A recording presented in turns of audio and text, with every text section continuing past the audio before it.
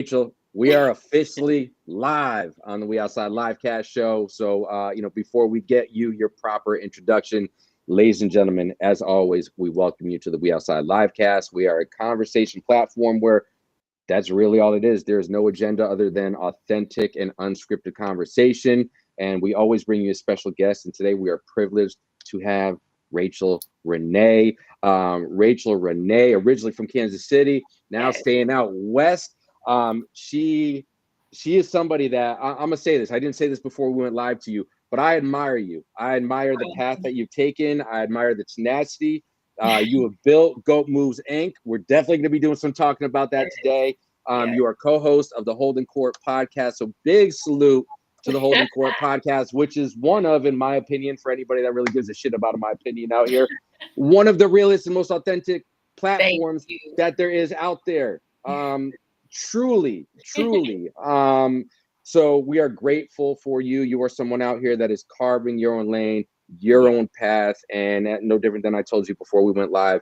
You're doing it your way, not the way that society tells us and dictates in some cases, especially in this day and age, of how we should be doing it. Right. So truly, for that reason alone, I'm an admirer of you and what you do. You also have a YouTube channel of your own where you talk about a lot of things relevant to self-care and health, and just putting nothing but greatness and kindness out into the world. So thank you for that as well. So with that said, that's my introduction to you and what I know about you thus far. We're definitely going to get to know a little bit more today.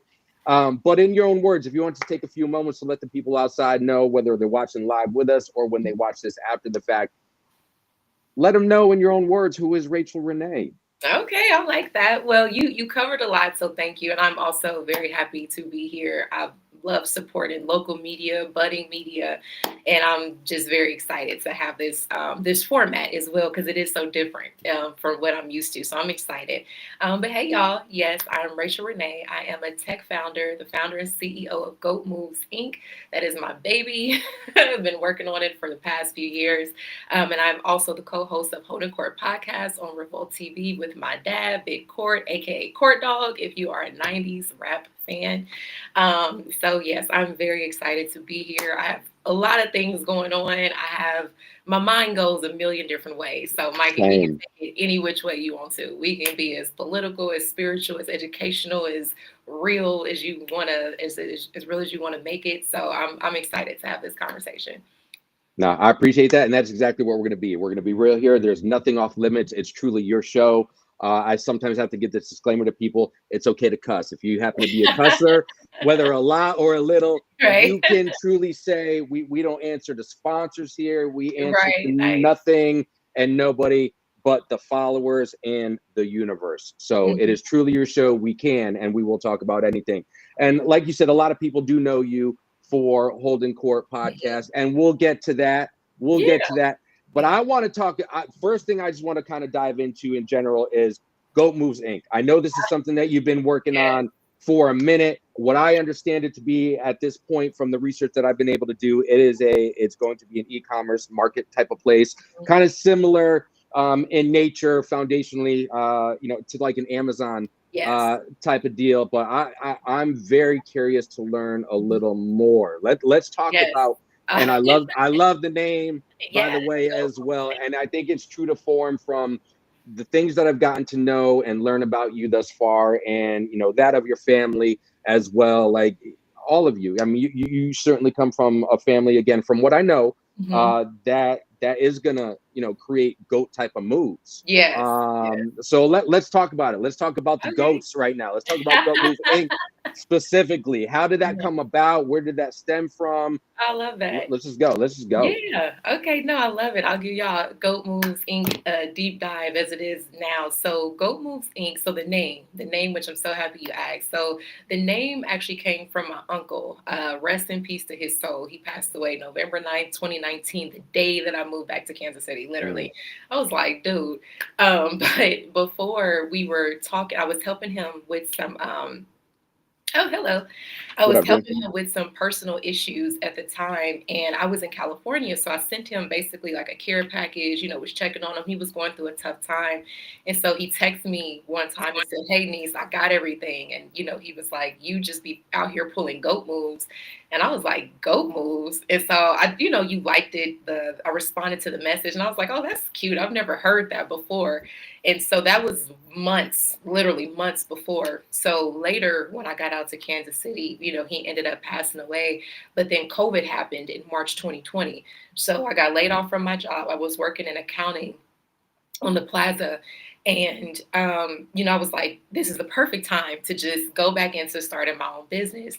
And so I was thinking I wanted to name my company something that was definitely me, but then something that was like overarching, something that encompassed everything because I knew I wasn't just going to do any one thing. So I was like, man, what can I call it? And then I was like, goat moves would be cute. Like that sounds really cute. And then I don't think my uncle knew this at the time, nor was he into it. But I'm also a Capricorn, so like I'm literally the goat. Yep. And then my grandfather, who passed away several months later, that was his eldest son, Olu, my uncle. He also was an old Capricorn, and he was the Nigerian immigrant that immigrated to the States in the 70s.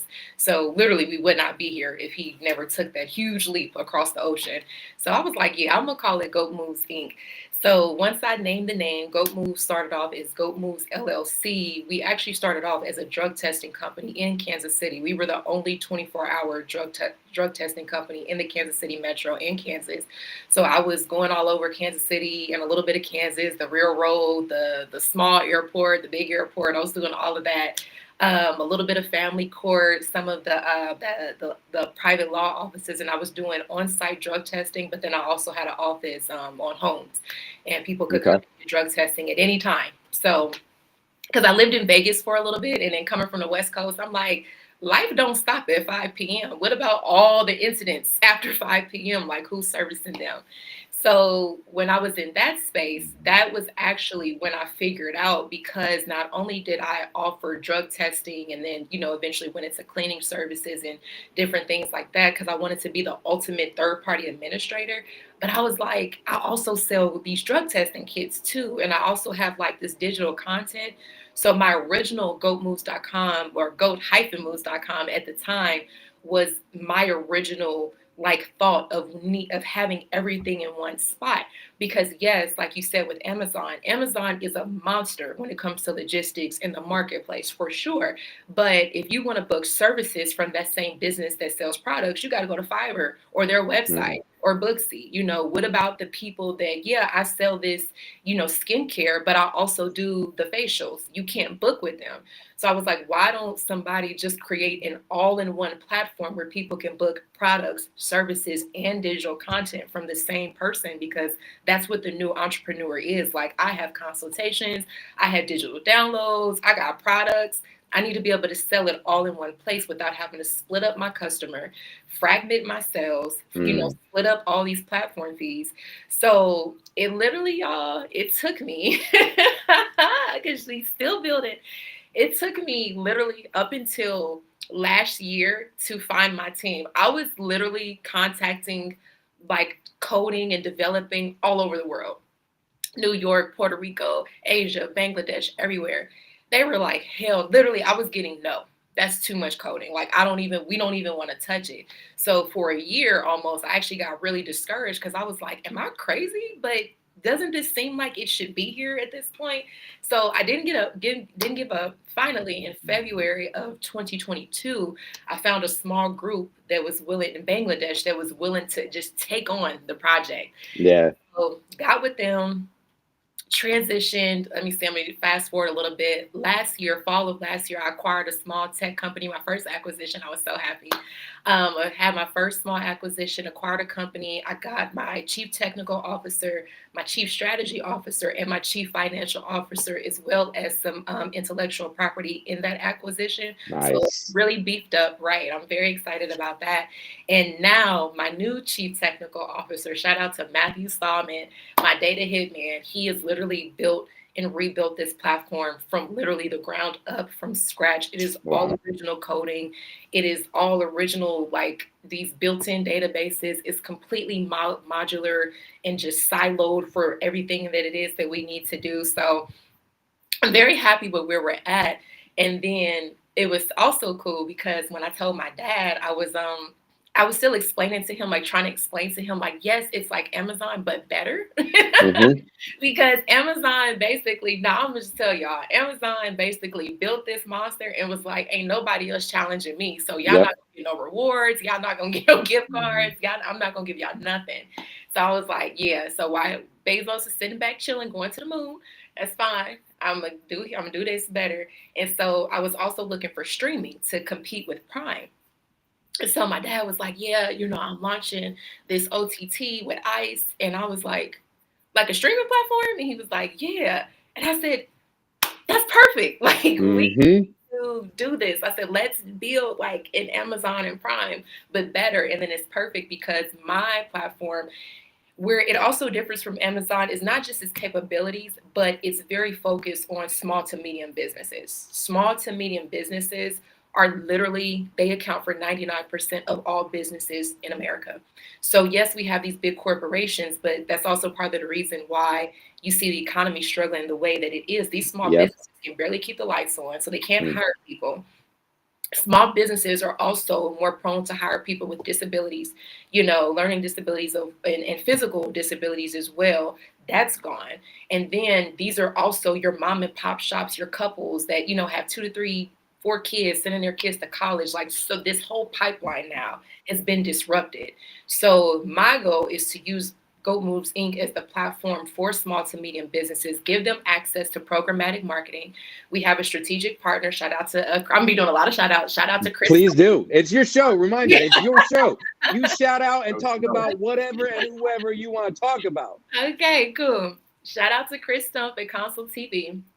He's our marketing partner. So basically, when we launch, we'll be able to advertise on Hulu, Netflix, linear TV, all of the streaming platforms, Peacock, all the things. But what's even better is that we give that access to our small to medium businesses. So when we launch, we're not going to just be like, oh, Goat Moves. It's going to be our beta users that signed up, and it'll drive traffic to their small business. Because if they were alone, I couldn't even afford $500 a pop on Hulu. But through us and our deal, we can now give small to medium business access to large scale marketing, be able to establish their own intellectual property that they can license, be able to centralize their capabilities so they're not fragmented between all of these platforms. And it makes for a better user experience, because now you as the customer can go to one spot and be like, man, I'm looking for food trucks. Where this taco truck gonna be today? Because even with food trucks, which I love, you can't find them unless you just know, or it's just kind of like, oh, if I see one. But imagine if you had an app that could tell you, no, Tiki Tuesday taco is going to be here, on Pastel and Truce, whatever. Actually, in parallel, Pastel and whatever. And you can go there and get it. So we have all of these features, all of these ideas. It's taken longer, obviously, than I thought to build it. But I'm glad I didn't know what it would take, because I don't know if I would have did it if I would have known it was going to be all of this, but it's definitely worth it. And I'm happy where we are. No, I love it. One thing I want to, and we're definitely going to welcome Dooney in and get a good morning. But I want to talk about the crazy that you talked about earlier. But real quick, Dooney, my brother, what's good? Man, good morning, man. Oh, I'm blessed, man. I'm sitting there smiling because, like, I sat in front of court for hours. And it's like I see his right here, and it's funny because it's like his complete image. Oh God! His twin face. Somebody called me his twin face. Wow, it's good. Wow. Oh, pleasure to meet you. It's an honor. Thank you. I heard your fellow not out too. Yeah. Thank you. I welcome you to just speak, because the more you speak and the more shout outs you get, the more lace we get. Nice. Got you. Right. So we learning as you speak, right? So feel free. This is your show.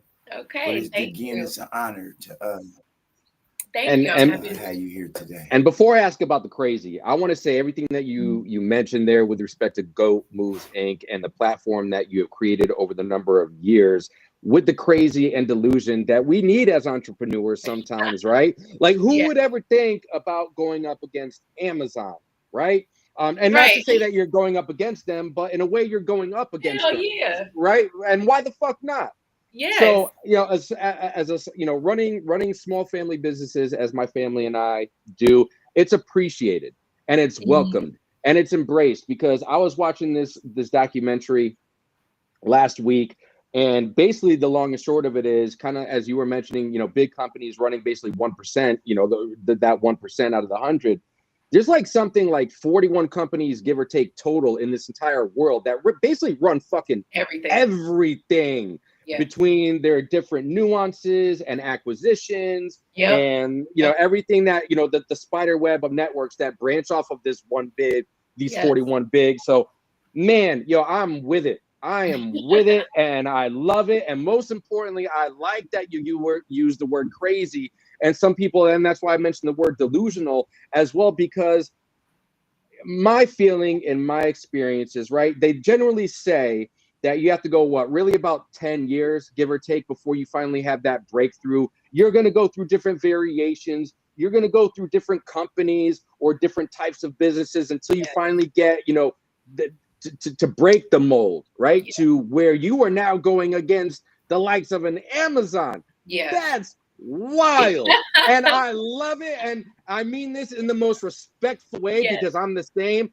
I appreciate the craziness and the delusion that you have to sit here and say, this is fucking possible. Watch me. I love it. So, man, for real, that's what a GOAT move is. So when you hear people say you're crazy or you're delusional, what do you say to that? What do you say to that? I don't, it's so funny. And I love that you asked that, because that's literally the sentiment that started kind of being thrown at me when I started pitching. Because see, it's one thing to have this idea, you're going at it in your own little bubble. But then when I had to start pitching investors and VCs and family offices and all these different things, they were the ones that were like, so this is like Amazon. And then they would pause and be like, so Amazon is your main competitor. And then it would just kind of be like, what makes you think you're going to go against Amazon? Basically, like, I can read in between the lines very well. So I just started coming out and saying it. I'm like, yes, we are, if Amazon were actually for small businesses. Because here's the thing.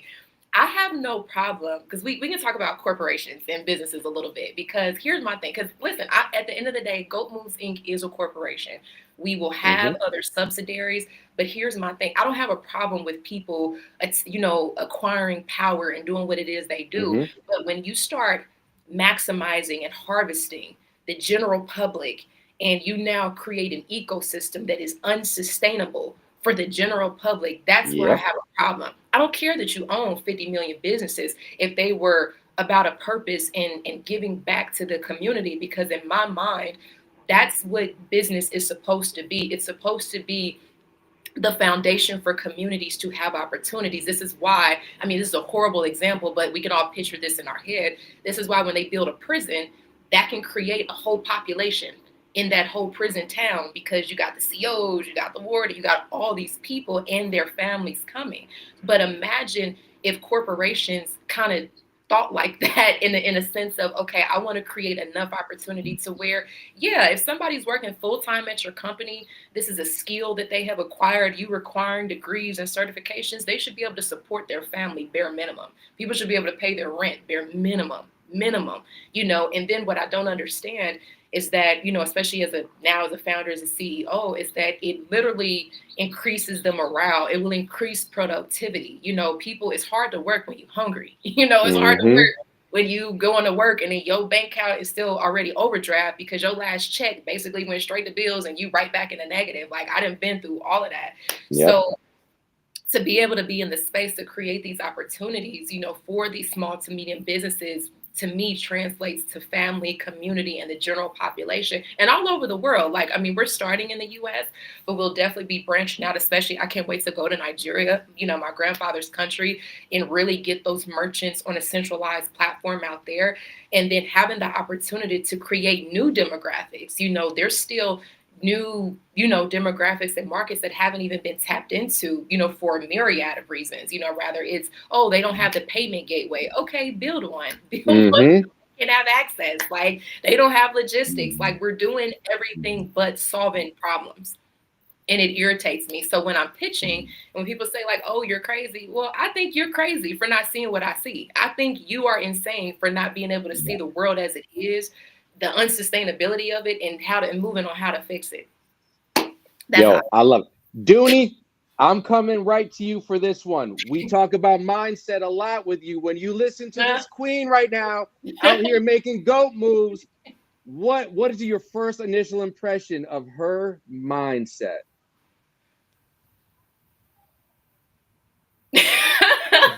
He's like, Empress that tapped into the godness in her, the goddess in her, the Ether 9. Yes. Ether 9. I ain't got it. You know, right? She's on a different level that other people can't get to, bro. She's going to see things that a lot of people can't see. Remember, is what you see. Mindset is how you see what you're seeing. She's seeing on a different level, bro. And it's something special. Man. God is amazing. I love that. It is. And you're one of the individuals, Rachel, not just from this conversation thus far, but that I view, because when people say the 1%, right? Because they can never reach it. Go ahead, Dooney. No, I was saying people say it's crazy because they can never comprehend where she's going and where her mind is at. Because remember, we talked about those leaders and followers and whatnot, right? A follower can never see that. They just see the monster and they get afraid of the big monster. Yeah. Right? Yes. It's not a monster. It's something that we have to overcome. It's an obstacle. Amazon is not a monster. It's an obstacle, right? And we can overcome obstacles if we believe and trust that we can, right? Exactly. So, I wanted to say that. That's facts, Dooney. That's big facts. And it makes me think of this, because we mentioned the term 1% already earlier, and a lot of people, depending on what kind of walk of life you come from, and if you are part of those 85% followers within the world, a lot of people think they hear 1% and they think the elite, in the sense of rich, right? When it comes to dollars, right? Other people might think of the 1% of like biker gangs, right? Like, when I hear the term 1%, I think of individuals such as you in the respect and regard to what Dooney just said, right? Your mindset. Your mindset is elevated in a way that 85% of the followers in the world are not. They can't see the things that even if you lay it out to them in black and white, they still can't see it because they don't have the mind capacity. I think generally science tells us that we use 2% of our brain capacity or something like that. It's individuals like you that make me know for a fact that, yes, 2% for the general population. And you don't seem to me, with what you are doing and the way that you think out here, that you are very much using more than 2% of your brain capacity out here. And that makes you one of the 1% who is able to do that, but also one of the percent who is truly building their legacy on authenticity and belief that things can be done that other people say cannot be done. So that leads me to this. What makes you do this? Like, what, I mean, because you talked about what it is and you talked about how you build it, but why be crazy? Why be delusional out here to go against the grain and do things like this? What's in it for you? What's your with them, if you will, right? Yeah, no, I dig it. And it's so funny because I asked myself that. It's funny. I was talking to my co-founder, Isaac Wambua. That's my COO. That is literally my day one. And he said, I remember he just said it one day because we were actually talking about dating and things like that. And I was like, I said, I don't know, Isaac. I said, my mind just works a little bit differently. And he said, oh, you're an entrepreneur. He's from Kenya. So he's like, oh, you're an entrepreneur. You're crazy. You're just crazy. And I was like, we are a little crazy. He said, we're the only people in the world that'll put everything that we got into this thing that may or may not work and then go to the world like it's law. But what I like about it is, and to answer your question, because that popped in my mind, I said, you know what, I'm gonna just start owning that, because I am a breed of a person, whatever that is. But to be very real with you, y'all, like, listen, I feel like I'm a real life Super Saiyan. I love to just challenge myself. Because I've been mentally as well, like, I've also been subject to life. I've been subject to people and so many different things, power dynamics, the whole nine. When you get to a point where you have been completely buried, like your talents, your gifts, your creativity. Like, there was a point in time where, I couldn't write. Like, my brain just wasn't in its function to write. I couldn't think, I couldn't ideate the way that I do now. And it wasn't because I had, I lacked the brain capacity. It was just simply because life had just bullied me and beat me down, Yep. a little bit. But I'm so thankful, because it was really in that hellfire, in that ninth gate of hell that I was in internally, that it's kind of like, I don't know. Do y'all watch Lord of the Rings? Have you ever seen Lord of the Rings? Yep. Okay. Remember when Gandalf went off and fought that demon all the way down when he was leading? Okay, that's how I feel like life is. I feel like, okay, you're going to be fighting these demons regardless, but you can either take it like a Super Saiyan and say, okay, I'm going to power up, Super Saiyan 1, 2, 3, 4, whatever, purple hair, green hair, whatever, or I can just be I don't want to say a victim, because everybody's not a victim, but just for me, myself, I never wanted to not only be a victim, but then re-victimize myself. So I'm like, I lean into discomfort. I lean into the hard. I lean into the, the discomfort, because I feel like on the other side of that is the oasis. It's what everybody wants, but you just got to go through that hellfire a lot to get it. And I don't care where you come from. Like, you could be at the top of the food chain, the bottom, you could be white. It does not matter. Like, life is happening to everybody. Nobody's leaving this motherfucker unscathed at all. Yep. So you have to conquer those internals and, get to that point where it's like, you know what, I can see myself. And I think that was also important too. And just even in what it is that I do and when I'm talking to people and even with my business, like, I want to inspire people to see themselves, and like I tell people, like, I feel like I'm the ultimate mirror. Like, people, you either gonna love me or you hate me, because I'm a mirror back to you, what you like or what you don't like about yourself. But I tell people, like, the things that you see in me, you probably also possess these qualities, to even be able to recognize it in me. And it's inside of you to activate it as well. You just kind of got to figure out your emotion. So that's why I do it. Like, I wanna be the best that I can be. Like, literally, like when they say my competitions and myself, like every day, every night, because I'm a night owl. Every day or every night when I look in the mirror and I'm about to do my thing, I'm like, okay, like, literally, what can you do? Like, what is in your power to do right now? How powerful can your mind be? How can you project these thoughts out into the world and really materialize this? Like, like he said, like, how can you really manifest this God mind and put it to work? So that's why I do what I do, and I love it. And you just got to take the challenges. You got to embrace the fire and just keep going. You got to be a Super Saiyan. Man, so true that I subscribe to that, where it's literally me versus me. Yeah, you said it there. It's me versus me, and it's you versus you, right? Exactly. Like, we can build together, but we still have our own individual paths to walk. But why can't we walk those linear paths together while helping the next person, along the way as well? Because I think a lot of people are sometimes, food for thought. I think in general, sometimes people are too caught up with being right. Yes. You know what I mean? As opposed to being told that that's not going to work. Or but kind of like you were saying, and going through different challenges and scenarios, right? You've got to go through that mud. You've got to go through that ninth gate of hell, because you don't know what that oasis is going to be otherwise, right? Because look at how Gandalf was. Look at how powered up Gandalf was after. Like, come on now, Gandalf. We went from Gandalf the Grey to Gandalf the White. Yeah, Like, right, exactly. The level up does not happen without experiencing some shit along the way. And I appreciate that because I've experienced that. I'm experiencing that with my family right now. But you know what? I'm sitting here with a smile on my face because, as you kind of put it, you've got to embrace it for what it is, right? Because you can sit here and you can scour away, you can run away from it, or you can embrace it for that learning experience that it is. Because there was a point in time where I used to think when quote unquote bad things happened to you, those perceived bad things, that it was just that's just supposed to be what's going on. But now I look at it more like and building that armor, right, for us as individuals, right, and being able to embrace, the suck, if you will, of the world in the meaning of, things might not be going exactly how you planned them out or the way that you want them to go or need them to even go in the moment, right?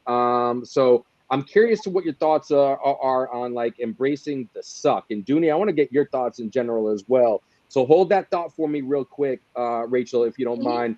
Dooney, what are your thoughts on just like embracing the suck, right? And then again, I always come to you the mindset, and you are somebody who looks at it from that standpoint, from my vantage, of you just embrace it for what it is. So talk to the people out here of embracing the suck, and then I want to come right back to you, Rachel, to get your thoughts of embracing the suck, if you will, of your journey as well. And for me, it's not even a suck. Like, we're put here as individuals, and we're all going to go through our individual things to get to where, right, we're supposed to be and serving our purpose of being here, right? And we look at it as, oh, it's bad because it's different than Bob's and Ted's. Yeah, it is. That good shit that you go through is different than Bob's and Ted's too. Right. Right? And remember, right? But we ain't talking about that. We ain't talking about, hey, they going through that right there when it's good, right? Yep. It's just embracing your journey. Like, things are gonna happen, right? It's called life. It's just how we deal with them and how and what emotion and what energy we gonna put into it. Because whatever happened. Now, how are you gonna emotionally deal with this? And are you gonna use it to prepare you or to hold you back? Yep. It's just a mindset, man. Shit is gonna happen, bro. That's like me being in prison for 30 years. You don't hear me crying about that, bro. I love who I became. I took advantage of every day that I was in that monastery, bro. Right? And now I go around, I'm out here and I'm free. And I go to people's houses where I thought was a house, but it's really a prison. Yeah. And they're out here. Right? So it's a mindset. Your prison is wherever you allow it to be. Yeah. Right? But your oasis is whatever you allow it to be. Your future. God gives us ability to set that for ourselves, right? That's by having faith, and that's by seeing things, by manifesting it in our minds first. And then that's the fruit. She's the fruit. What she's doing is the fruit. All right, so here's what we're gonna do. Instead of embracing the suck, let's say embracing the challenges. How do you feel embracing those challenges along your path and journey? Rachel has propelled you to the GOAT moves. We're gonna be saying that a lot today. To the GOAT moves that you are out here making. Yeah, no, he hit the nail on the head. Huh? No, I was going to say, I was going to advise to say all those things made you who you are. So now speak from that perspective.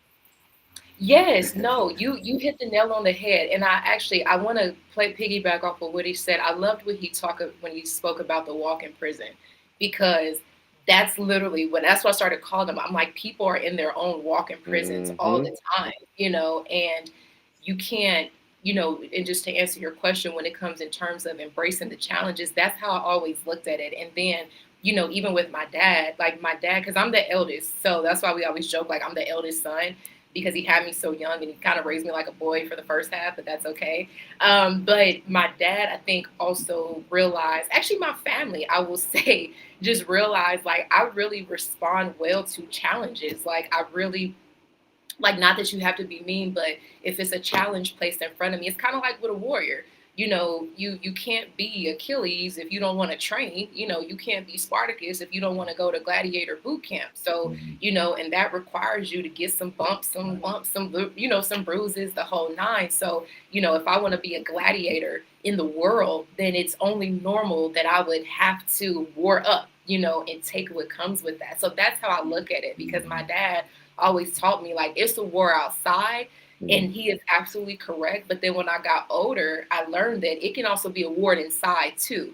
So I need to conquer the war inside of me, you know, and then go out and fight the world, you know. So that's how I look at it. Like you know, when you have a warrior spirit, like there's no rest. Like, not that there's no rest, but you know what I mean? Like that's just part I of know it. exactly what you mean. Yep. Yeah, I don't even look at it like that anymore. Like when things happen now, I'll just be like, I'll come outside, I'll have my little LA joint, and I'm like, you know what? It's cool. Like it must be something. At this point, I'm like, it's something else going on. It may be something I don't fully see right now, but it's cool. It'll come to my forefront in a second. And I don't even trip the way I used to, you know, when I was younger, because like you said, when you just kind of get into your God mind, and I really more so operate off of universal law and principle, you know, it really also kind of goes back to me, like, how am I corresponding out into the world? Like, how am I projecting, you know, and how can I use that to solve this problem, or, you know, get over this hump that I'm in? So that's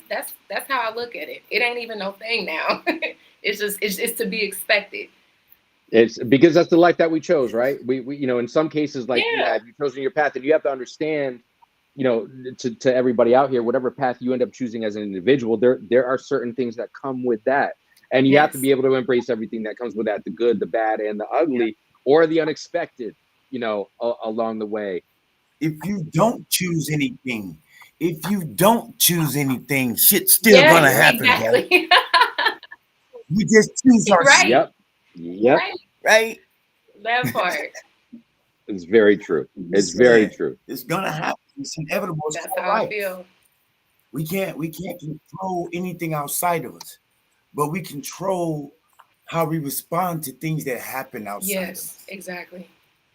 It's very true. And Unc said something similar to that, Dooney, before you hopped on yesterday, right? Like, dictate your own problems. Like, why not? Because no matter what, the problems are going to keep on coming. So why not dictate your own? Yeah. Like you're speaking to there, because at least in that scenario, you have more control over that, is my thought anyways. You have more control over the problems that you're dictating for yourself than the unexpected ones, or the ones that you don't have control over, right? Because I live by saying, you know, control what you can. Everything else is for the birds. It really is. So just put yourself in that same mentality to continue to move forward when it comes down. Speaking of moving forward, where are things at with Goat Moves Inc? Where we at? Because I'm curious. I've been watching. Once I first learned about it like 9 months ago, Yes. I subscribe. I get the reminder emails every so often. So where we at with Goat Moves Inc right now? Yeah. So we're the closest we've ever been. Right now, we are onloading our beta users. We've completely rebuilt our back end. So we have our user dashboard and all those cool things. So I would say we're about maybe 45 to 60 days, depending on, I'll know tomorrow after I talk to my CTO, from launch, like a soft launch, because we want to launch with OG Network.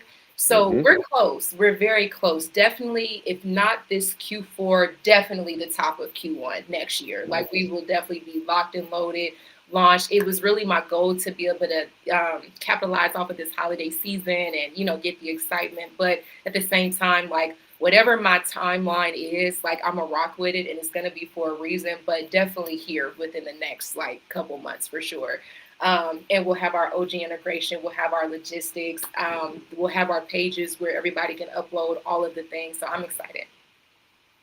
Well, I'm excited for you. I'm very curious to see what's going to be coming forward, you know, of Goat Moves Inc. and the OG network as well. I've been keeping my eyes on that. And I want to say real quick, thank you, because we're going to transition a little bit. Because I certainly want to talk a little bit about Holdin Court Podcast. And I want to say thank you to the Holdin Court Podcast. And I know at some point I'll be able to say this to your dad as well. But I want to thank y'all because of Holdin Court Podcast, that's how I met Dooney. I met Dooney randomly scrolling Facebook one time when he was on the Holdin Court Podcast with X-Rated. And he had said something, and it spoke to me. And I reached out to him on Instagram just saying, thank you for what I saw.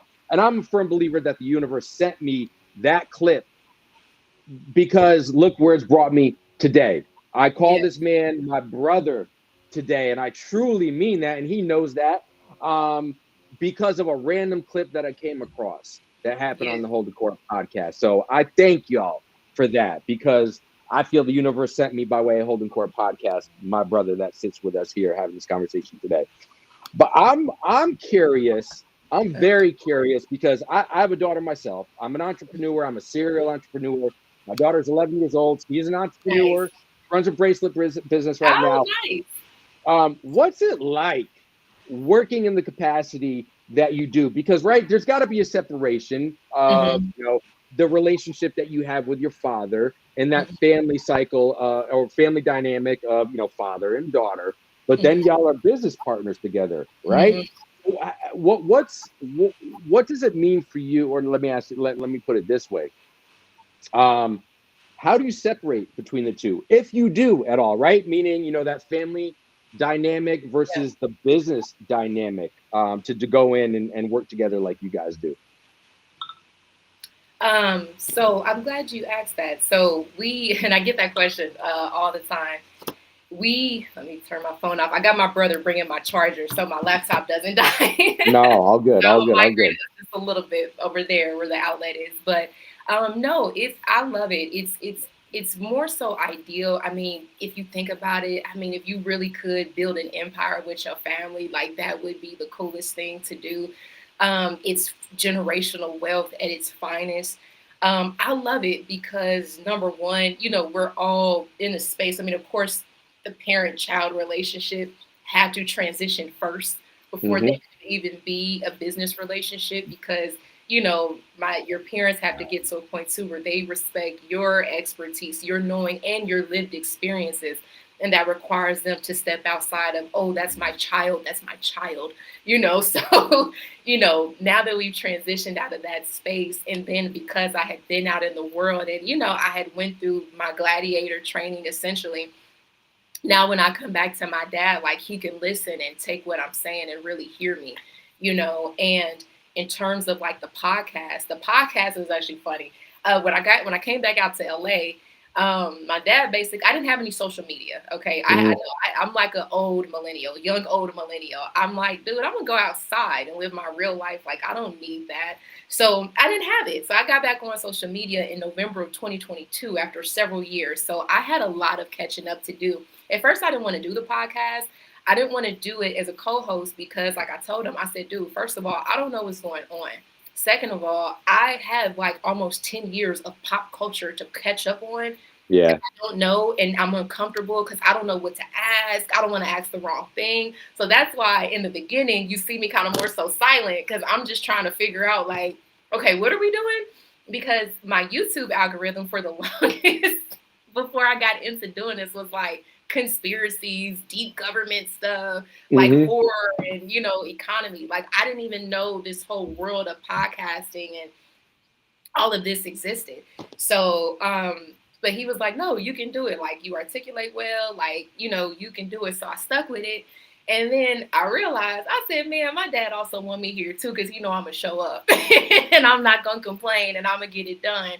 So that was that. And then that's what it is too. Like, because that's what I tell people, like reliability goes a long way. Like if people know that they can rely on you and you're going to show up, like I have gotten more opportunities just from being trustworthy, seriously, than I would say just raw dog skill. So God started doing that. I started loving it, liking it. And I was like, okay, I do enjoy interviewing people, getting to know people, hearing perspectives, and then to interview, of course, some of my greats. Like I remember when we interviewed Lazy Bone, I was like, oh shit, like this dude's sitting here talking about I remember that. Like, you know, I'm like, I used to go to sleep to that. And he's sitting here giving me the behind the scenes stuff. So it actually was the Lazy Bone interview for me that really clicked in my mind. Like, girl, you are in a space right now. Like, you got to take advantage and, you know, do your thing. So that's when I really started kind of putting my CEO mind to work. Like, okay, you know, why don't we do this? And more so on the back end. That's where I feel like I'm really strong. And with OG Network, that's where my dad really lets me shine. Like, I do all the contracts, I do all the admin. You know, I'm the producer for some of the original productions that we have coming up, because I really feel like I have ADD and I've just really learned to like manage it really well by myself. But because my mind goes in a million miles in like all directions, but somehow it's like, I don't know how to explain it, but it's like this is happening, but then I'm able to like go like this and like center everything and then strategically, logistically make it work. Even though it's yeah, it's like peace amongst chaos. Like, I can't even explain it. Like, I can slow it down and get to what needs to get done. So I do that with OG Network, and then on the Holdin Court Podcast, I love just the vibe too, because you know when people come to the podcast, it's like it's my dad, it's me, it's my little sister does the BTS, the production. You know, it's a family environment. People feel comfortable. You know, it creates a great environment for a really good interview. So I love it. Like, we work well together. And then, you know, same thing with my dad. I think what's also important too, just in any relationship, but definitely amongst family, is like we know when to let each other lead. Like, I'm not like, it's that's because I remember I saw somebody was like, yeah, she need to talk more. She need to do this and do that. And I'm like, well, it's Holdin Court. It's not rapping with Rachel. Like, I'm the co-star. You know what I mean? Like, not that people are not here for me, but like it's Holdin Court, you know, so I'm here to like be his flunky and be his, you know, whatever. And then when it's time to be GOAT moves, he's my media partner. Now it's my turn to, you know, step out and do my thing. So I think it's very important to know when to play Batman and when to be Robin and be okay with that. So, because that's also too why I think me and my family work well together, because literally, like, we just all do that for each other. Same thing with my little sister. Like, when she started working at Harvest Studios. Speaking of siblings, thank you, baby. Got the charger. There you go. There you go.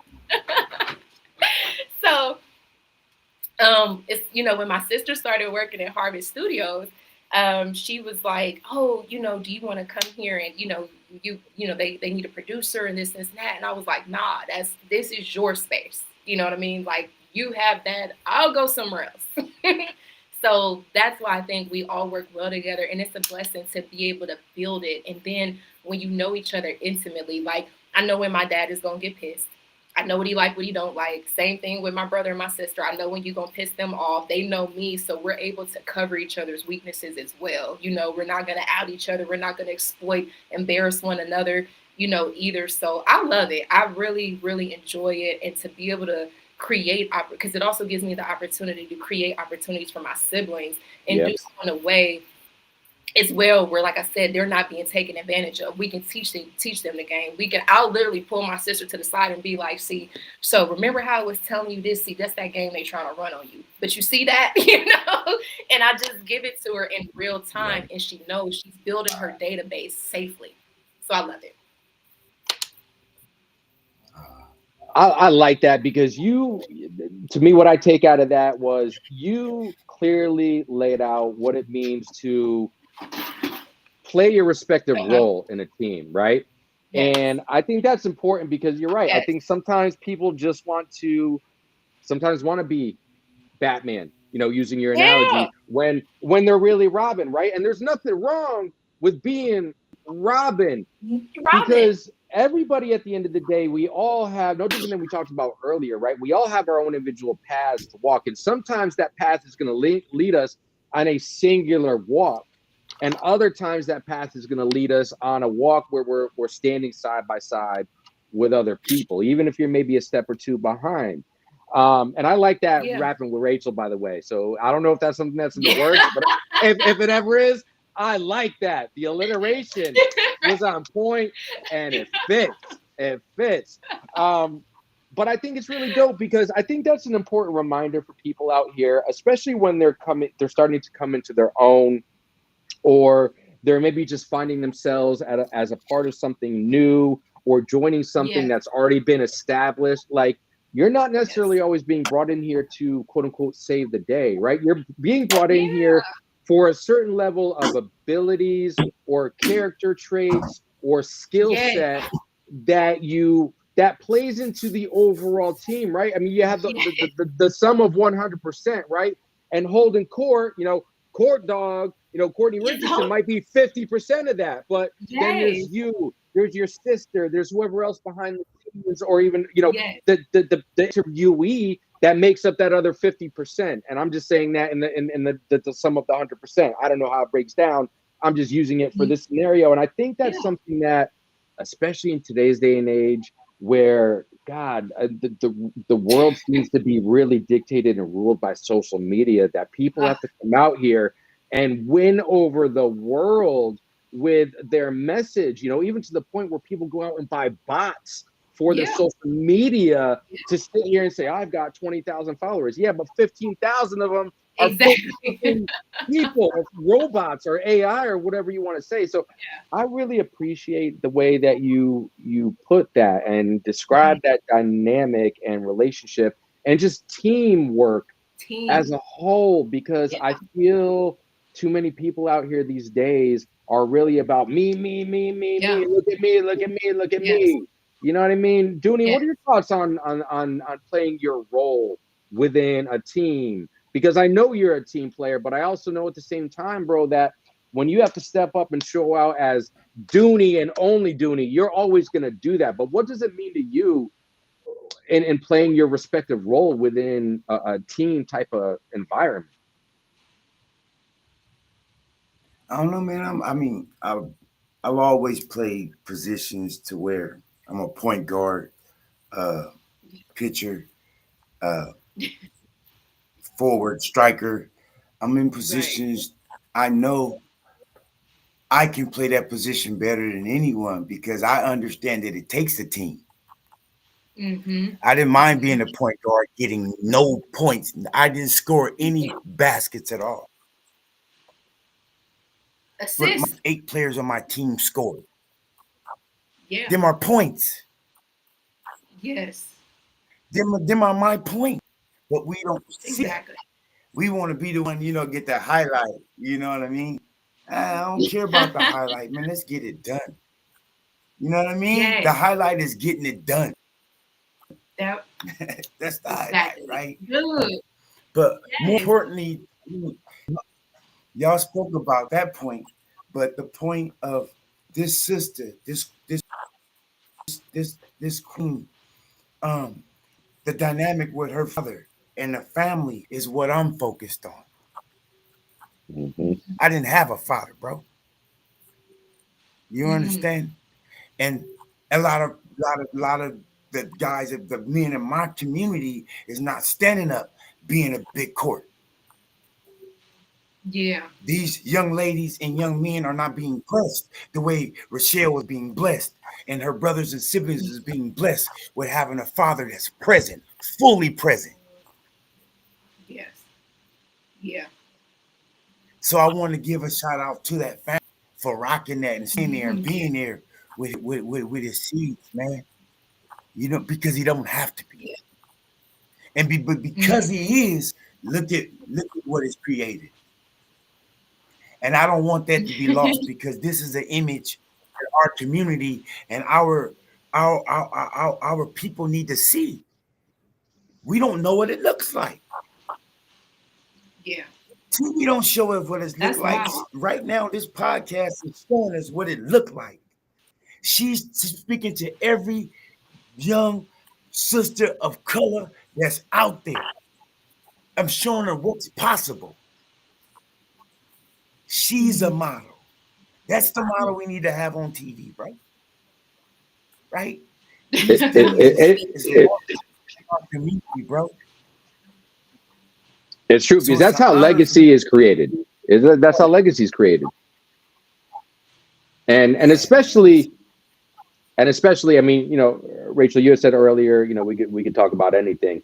And with Dooney saying that there, he's spot on, right? He's spot on. And there is a system designed specifically in this country that is meant to hold people down. And I love how you put that, Dooney, because listen, I'm not political, right? I'm very similar to you, Rachel, and what you said earlier. I live by the universal law and power, and I don't subscribe to politics because at the end of the day, it's all bullshit. It's all bullshit. It really is.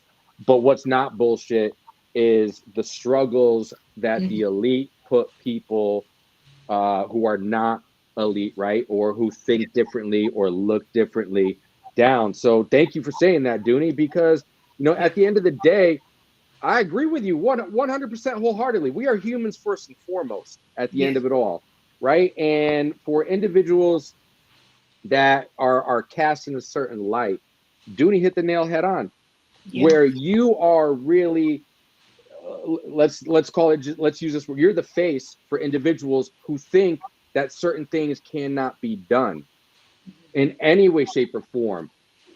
How do you, when somebody like Dooney or in general says, hey man, you're the face of a generation, you're the face of a queen who thinks something is not possible, what are your feelings of embracing that or just taking those feelings in when somebody says something like that? It's funny that you say that because, Mikey, I even just this week, and it's funny because I literally just went to my mother. Her friend reached out to me on Threads because I posted when my dad went up to Warner Brothers. And she was like, basically, hey, we're going to be out there. And, at Christmas, like, I want my daughter to come and meet you. And, you're a good role model and this and this and that. And so I went to my sister. I was like, role model? I was like, who's a role model? I said, who? Me? And so, but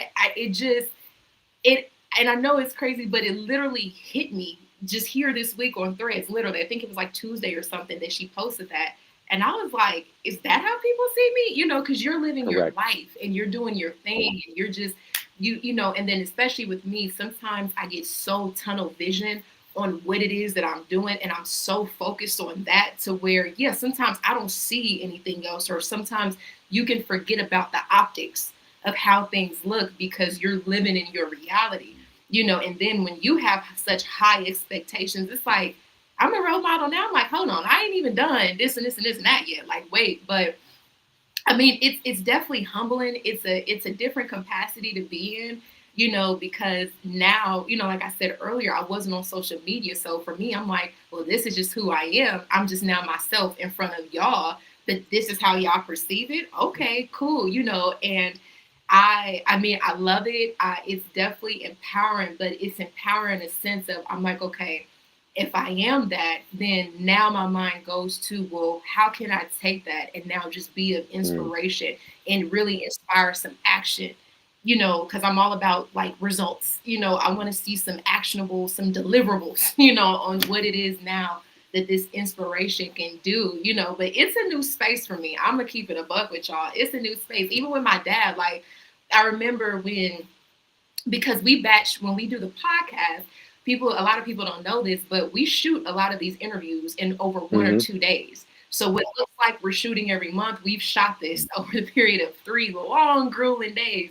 But when we went down to Atlanta and we did this whole Atlanta run, like everybody kept coming in and they were like, oh my God, like this is you and your daughters. Like, that's so good. And it was just like, I think seeing other people's reaction in Atlanta, finally, I was able to see, I guess, the own mirror now held up to us. And that's what I told my dad, and I was explaining to my sister. I said, the feel that even comes through now more on the podcast is really just us genuinely and who we are, and people being inspired by that, and then kind of being able to sit in that. And of course, you have off-screen conversations and you get to know and everything, but we're getting used to it. Because even my dad would tell you, like, dude, I'm one step away from being court dog. I make the choice to be big court every day. And it's humbling in a good way. I can appreciate that. And I think that's, go ahead. Every day he, What'd you say? No, I was saying like, no, just, I said, but yet every day he does it. Yes. Right? Every day and it's hard, but it's rewarding because nothing is worth, and he gets it. Like he truly gets it. Nothing is worth being away from y'all. Yeah. Yes. Nothing. You will tell you. Right? So we gotta take some slap. We gotta take some stuff, right? We gotta take some stuff, but that's what built him and made him who he is to the world. Yeah. Every day is building him. Well, and I think that's also important to notate, No, Dooney, from what you're talking about there. Moving and Rachel, what you were saying is moving with intent, right? Yeah. And even how you were saying when we had brought that piece of the conversation up, we were like, how does it feel that way? And you're like, well, I never really thought about that. I'm just out here living my life. And whether you're meaning to play that type of role or not, there's still intent that you have as an individual to go out and live your life the right way for you. Yeah. Right. And it seems like you're embracing that what you're building from just being authentic to yourself and for yourself, to allow individuals out here to be like, wow, I look at her as a role model, right? And it's no different, Dooney. I don't know if you were on the point yesterday when we were talking about legacy with Unc, right? I think the cool thing about legacy is, and I speak about it in one of my tracks, legacy is, to me anyways, means to me no different than Unc was talking about it yesterday.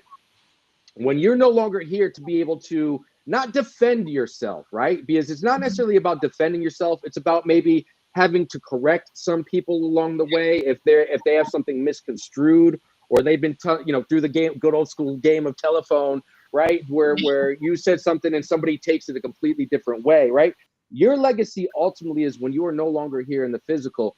What are people speaking on you? When you're in the earth for a minute at this point, what are people speaking on you?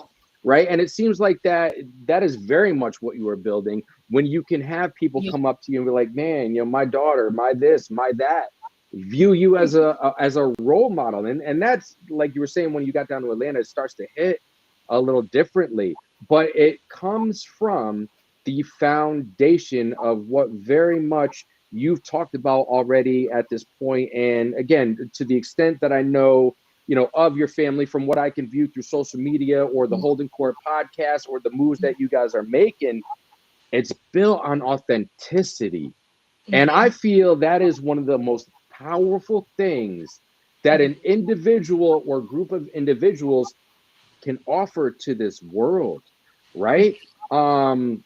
What's authenticity to you, Rachel? When that word is said, because it means a lot of different things to a lot of different people, but what does that really mean to you when somebody asks you about that? Yeah, no, that's a great question. And I like that, because in a sense, it's authenticity. But I think for me, and just even for my, I want to speak for my dad and, my overall family theme is, I think authenticity is really just having the courage to be able to live life the way that you see it positively, and that's what I'm on. And kind of going to what you said, I like how you said that, yes, I'm very intentional. So in my life, yes, I am very intentional. And I think too, what has now started, because I am a big sister and, I got a little brother, he's 25. And I also have my little sister she'll be 21 in December. I did also, and I'm also the eldest cousin in my family. So I think being the eldest across the board, and same thing with my little cousins, it's actually crazy that we having this conversation, because I have been coming to these realizations the past couple of months, because even when my little cousin called me, she's in Philly. And I remember she was saying yeah, cuz I want to do my company and, do this. I'm really just trying to get it like how you getting it. And I was like, what? What do you mean? But I was telling her, I said, well, cousin, I said, you've seen me here at this level and I was still the CEO. I said, so whatever you got to do to get your company off the ground, you're always going to be the CEO. So, right, you got to go pick up a job, right? You got to go DoorDash, right? You got to go Uber, do whatever. Mm-hmm. CEO of your company, because you're getting it done. So I think just wanting to be, and, I would say just even as a woman, and with social media, I do think that it is important for especially young women just to have an array of examples, because I think with social media today, you can get lost in the sauce of the Instagram baddie, the whole culture. Let's just call it what it is, whole culture and all these different things. So I did want to show, it started off really with my sister. I wanted to show my sister that, listen, you can be a self-actualized and a powerful woman on your own. You ain't got to go out here and scam niggas and hoe and, you know, play all these games. You ain't got to show everything on Instagram and social media. Like, you can be yourself and you can use the power of the mind. And for me, to me, that's my authenticity. Like, what can this mind do? You know what I mean? Like, how far can you stretch this mind and that imagination? I did shrooms. Okay, like, I'm a shroomer. I love shrooms. I am as well. So I'm with you. Let's go. Okay. Let's go. My showers, like, listen, you know, when you really understand just how vast, and, you know, and I'm not even a super religious person, but we can even go just into the story of creation, even the biblical, and it's allegory for me. We can get into that at some point, but if you just really just take the story of creation itself, it's like, that's the power of the mind. Like, you know, we are all extensions of God trying to understand itself, in my opinion. You know, this is why, whether somebody's black, white, young, old, it don't matter. I feel like I can identify with anybody on any level, you know, in terms of an interaction, because you manifest it here too. You're an aspect of God trying to understand itself, and we're mirroring each other, and we're in this capacity for a reason. So to be able to show up authentically, you know, in my businesses, you know, be myself, relay my thoughts, you know, and that's really what it is. My businesses are a mirror of who I am, you know. So it's like with my media company that I'm starting with my siblings, that's a mirror of my imagination, you know, in film and writing and all the things that I'm doing. Goat Moves, that's a mirror of my technical mind, you know. Like, I have all these minds. I have multiple minds. Like, it's just, which one do I want to use right now? So I want to show people, really, I would say, the power of the mind and infinity that you can really tap into, you know. And I know, like, he's super about legacy, and he's a lion. So he's like, I got my cubs here, they working, you know. He's all about that big dynasty, opulent, and I love it. So I think for us as a family, it's about working together, you know, amplifying each other's strengths, pushing each other to the max in those strengths, and then empowering us individually to go and do our own thing. But that's what I want to do. I really want to show people, and then especially women, that there's multiple ways that you can go about this life. Like, you ain't got to get lost in the sauce of social media. Every girl ain't got to be an Instagram baddie. Everybody ain't got to go to Saudi Arabia and get shitted on. You know, like, you can do your thing here and be respectable, still be fun, be human. Like, I'm human. I'm gonna make mistakes. I'm gonna say some sideways things and, you know, all those things. But ultimately, you know, like you said, that's what I think. I agree with you. I think legacy is not just about what you build in this world and what can sustain, but just you as a person. What do people say about you? You know, how do you make people feel, you know, after they interact with you? Are they drained? Are they irritated? Are they angry? Are they questioning, man, why did she say that? Or do they feel good, nourished, and empowered, you know, and fortified after they interact with you? So that's what authenticity is to me in a nutshell. Wow. I like that. Thoughts, Dooney. What you got for us? Because I know you're thinking something. I can see it. So it's just the reflection for me, and like I said, for my people. I had love for Court because of the man he is and how he conduct himself and how he do business. But the love for him is nothing like the level I got for him now, because I see what his offspring, right? What he's giving to his offspring, bro. It says something totally different when your kids speak about you the way she speaks about him. Yeah. It hit different, bro. No. You know what I mean? And I can see it in her smile. It's from her heart. It's from her soul that she's happy that her father is present, bro. And I'm dealing, you know, I'm in the streets, bro. So I see what the ugly look like when the father is not present, bro. Well, it's no different than we talked I see at the brokenness. You're right, Dooney, and it's no different than when you and I were talking at the end of the conversation yesterday when Unc bounced off, when, you know, we're talking about why do you and Unc do the things that you do for the community.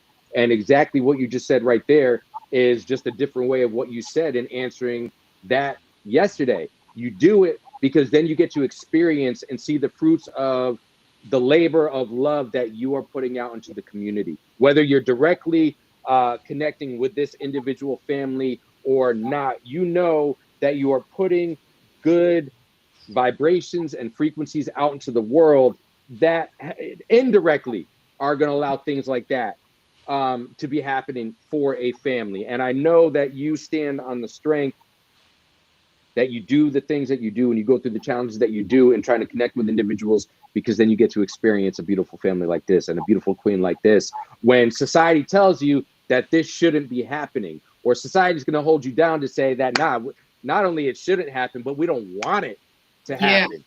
Like, come on, man. Like, what the fuck are we doing? It's another level. It's like, even though I didn't experience it, I'm experiencing it right now, bro, through her, bro.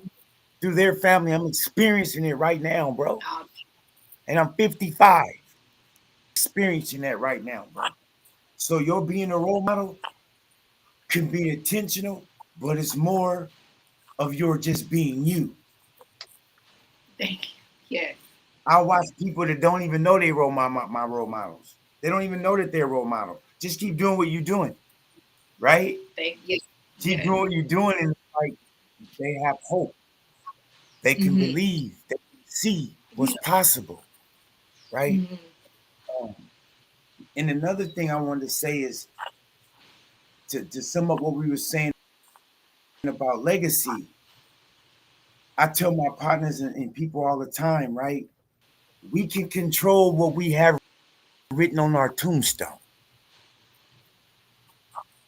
Yes. We can control that, right? Yes. Or you cannot get one, right? Like, did they care? Did they care enough about you? True story. Right? And then what's gonna be written on there is what the world remembers you as. Yes. It's gonna be a synopsis. Oh, I'm jacking right? But that's what it's gonna be, and that's what you're creating. Yes, I love that. I'm gonna take that. I'm just letting you know. You can control what's written on your tombstone. I love that. Family is family, queen. You know what I mean? Family is family. That's yours. Yes, I love that. Yay.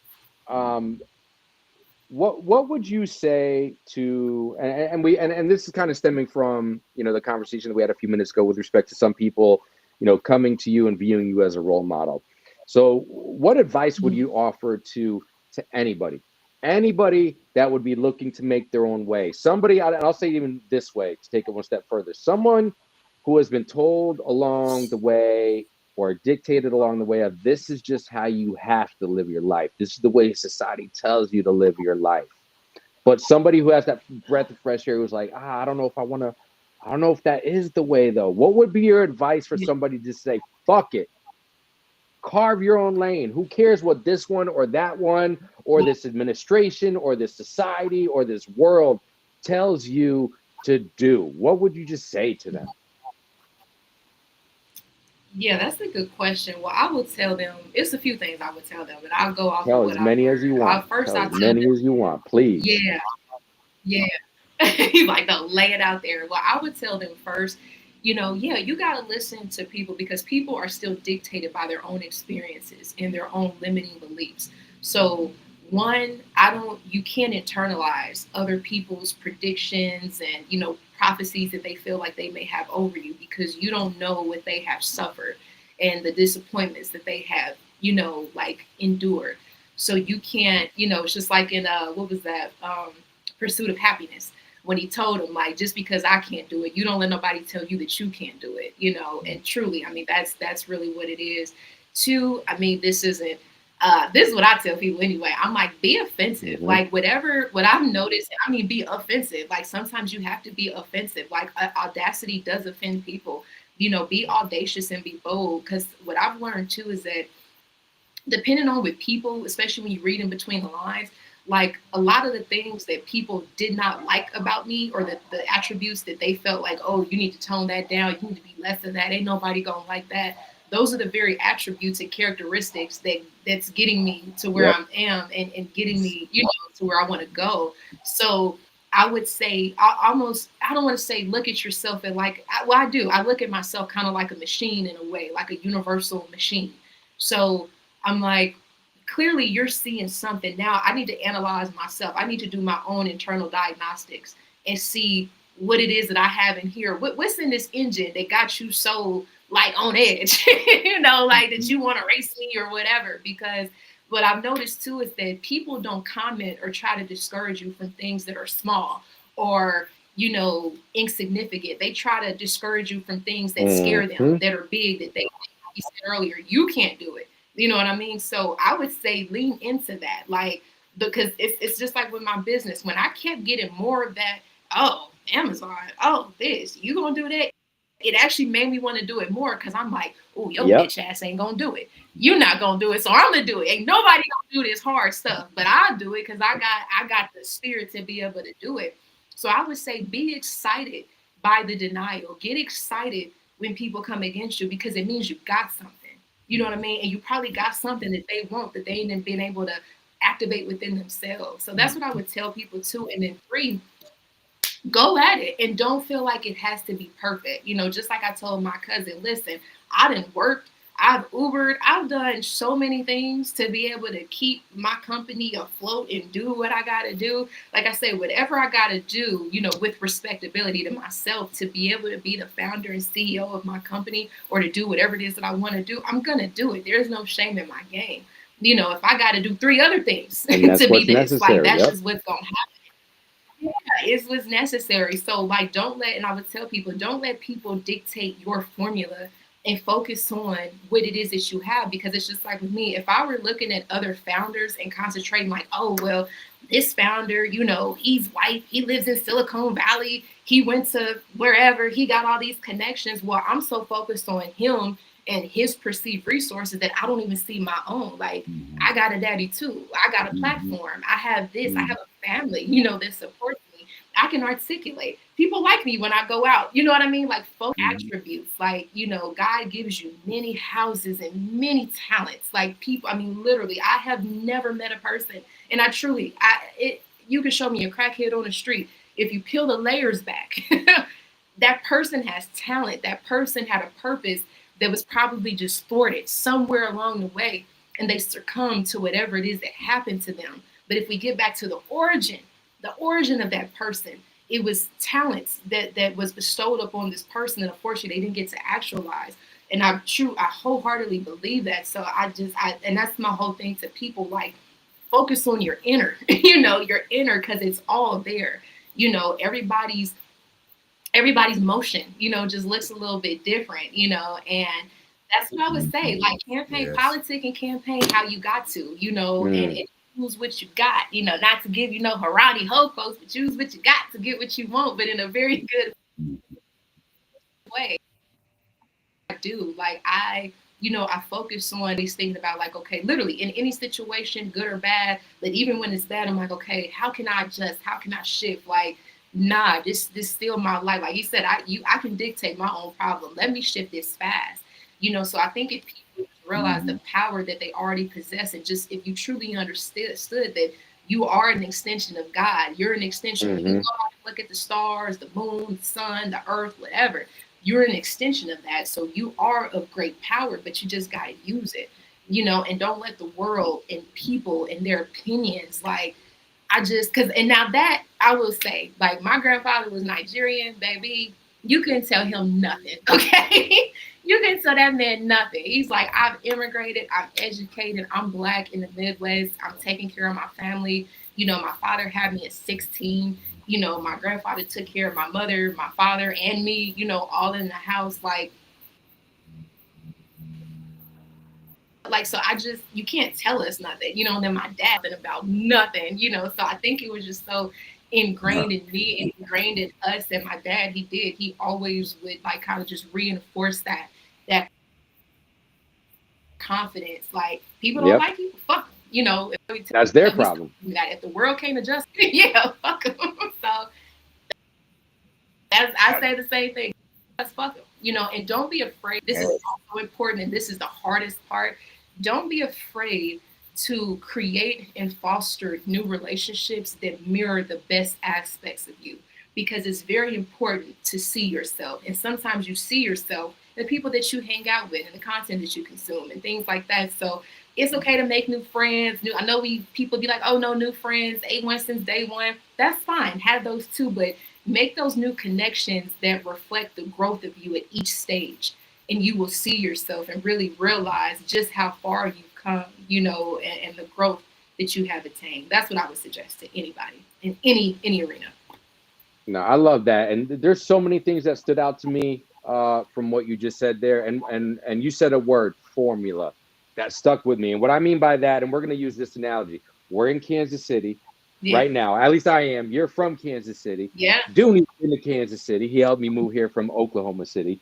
Okay. And let's talk about it from a sauce perspective, right? Because it's the age-old thing, what sauce is the best here in Kansas City? So this is what we're going to go with. There's a formula to every sauce, right? Mm-hmm.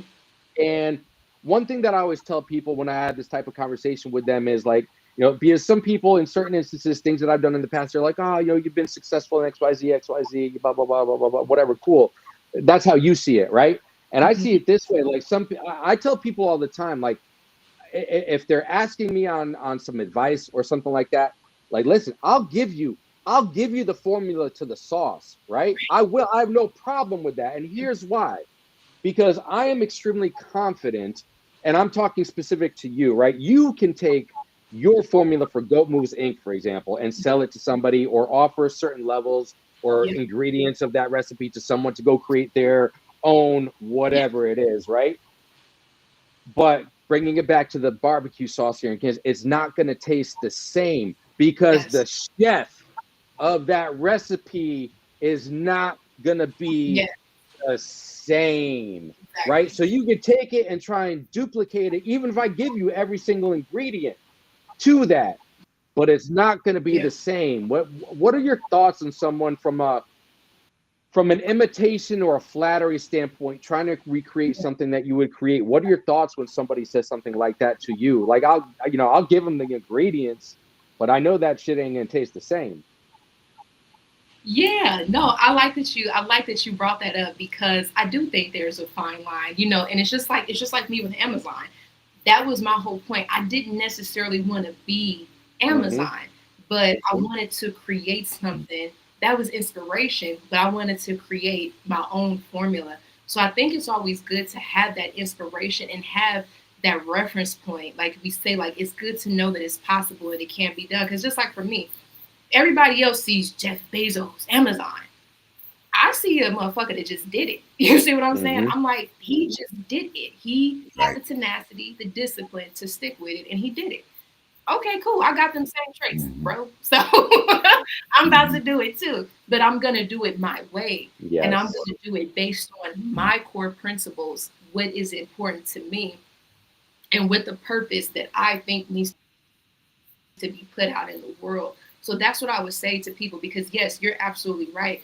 I don't think it's okay to completely try to just be like somebody else or do exactly what somebody else is doing, because you miss a lot of your own magic. Because that's what I was saying. It's just like with me, like, okay, I have so much magic in my family unit, you know what I mean, that needs to be utilized. So it's like, because if you lined me up with a lot of other founders have, man, they got more money.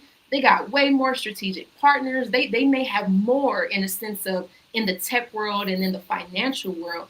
But in me and my world, in Rachel's world, I'm like, you still not fooling me, because you don't know the depths of what I have. And I ain't even, okay, y'all racing, I ain't even got in the blocks. So staying focused on what makes you special and what makes your engine go, you know what I mean? Like, it's just like a car. Like, okay, we can line up a 1970 Challenger, a Barracuda, a Corvette. They're all fast. They're all great. But the mechanic is different. They're still done a little bit differently. And that's okay. Like, there's beauty. And that's also what I want people to understand. Like, you don't have to be exactly like this person over here. Yours is not any less than. Find your lane, and then find your people that are, I did like this person too, but I like the way you do that because, man, so that's what I think is, I just think it's healthy competition. Like, I'm all for healthy competition. Like, it's exciting. I mean, of course, we can still share in resources and help one another, but, be excited by competition, be excited by somebody, even with Amazon, like Jeff Bezos, he not going to see me coming, and that's what I love. This man literally won't even see gold moves coming. By the time the world sees it, he sees it, it's too late. You know what I mean? I've already solidified, but that's because I leaned into what made me strong. Like, okay, I got a dad that has a platform. I have a dad that also is able to make good connections, that's good with people, that can create opportunities. I have siblings that are in the same arena that I am. I have a team. We may not be the richest team right now. We may not have everything, but I have a team that's also down for me. I got a CFO that has been buying and selling companies, successful companies for 30 years. I have a freaking tech dude that can literally build databases. And I think also empowering with whatever you're doing, whatever your project is, empower your people, and I speak about this on my YouTube too, especially as a leader, like going back to also what we were saying with my dad, like I don't always have to be Batman, even in my own company. Like I'll tell them, dude, use your arena, take over. Like I've already introduced the company, but like this part, this strategy, my CSO, Kiyoki, you take over. Because it's, quantum computing and engineering. I don't. Same thing with my dude. I'm like, dude, you've been buying and selling companies for 30 years. Talk about these finances and these revenue models. Like, this is your time to shine. So, that's also a very important part of the formula. Like you got to empower your people to be the best that they can be. And they're going to give you their best too. It's not taking away from you when somebody else is also their best. It's actually making you look better, because now people can look at you and be like, well, damn, he's bomb, she's bomb. How did you get in contact with them? You must be bomb too. So true story. Around the world, but like these are I'm trying to pull in everything, to get people to understand, like it is like you got to be an alchemist in your life. You have to fully ability, and don't be afraid to, mix your potion up. Mix your potion. Oh wow. So we just got right here is a whole mentor. We got like 20 different segments of mentorship material from this. You said it at the top, bro. We were gonna get laced. And I know some shit. Gotta section it off, some shit. right? I worked at small companies. I've worked at large companies. I've been an entrepreneur. Trust me, I got laced today. Please. And I embrace that shit.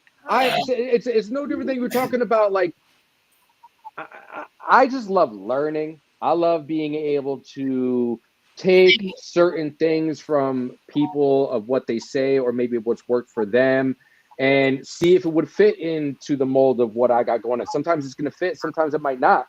But one way or the other, it's about learning from others, because I live by a saying as well, where I'm not the smartest person in the world, but I'm one of the most intelligent, because I know how to utilize the resources that are everywhere around me. And if you just open your eyes, you open your mind, you open your ears, you pay attention, there's so many resources out here for as individuals to be able to learn. And man, I appreciate that about you. Because like, for real, you're not you're no different than you said earlier in the conversation. You're just here to walk with the intent that you have for your path. And what somebody who views you as a role model, views you as a competitor, views you as someone that they might just stumble across here, there, and everywhere, as the GOAT that you are and will continue to grow to be even bigger, you're just doing it for you. Because whatever somebody wants to take away from the path that you set forth intentfully for yourself, that's all you're here to do. That's all we're here to do as human beings, right? Walk our path with intent, and hopefully it's the right intent, people out here, right? That's all we can ever hope for. And whatever someone wants to take away from that, well, that's on them, because that just becomes a small part of the path that they are walking, at the end of the day as well. So no, it's nothing but respect and salute to you and what you're doing, because, some people with, family like yours, some people would feel pressure,